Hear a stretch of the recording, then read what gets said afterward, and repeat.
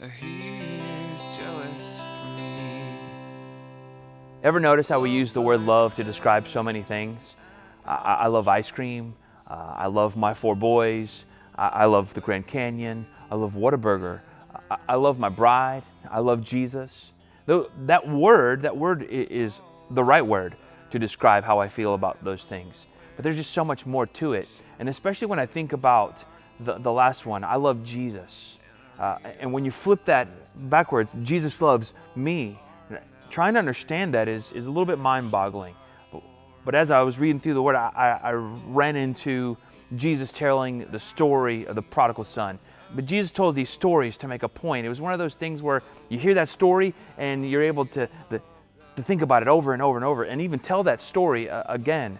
But he had this audience, this mixed audience of people from the religious to the hated in the community, and they were all there listening to him.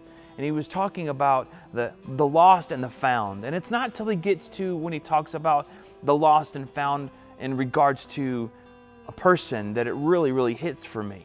He talks about a man who has two sons, an older and a younger son. And the youngest son walks up to the man, the landowner, and says, "Dad, you're not dying fast enough for me. I want my inheritance. I want what's coming to me when you die."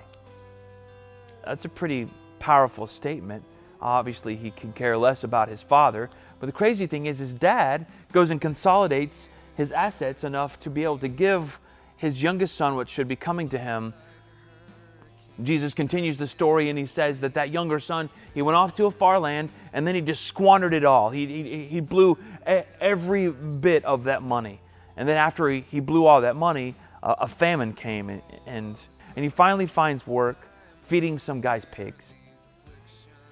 And it's in this moment that he has this aha moment. He has this epiphanous moment. The guys that work for my dad, they have better clothes than me. They're better taken care of than I am. You know what? I have sinned against God and I have sinned against my dad. I have drugged both of their names through the mud. I don't deserve to be called son anymore, but I wonder if my dad would hire me. So he makes his way back to his dad. When his son was coming over the hill, the dad saw his son and then ran to him.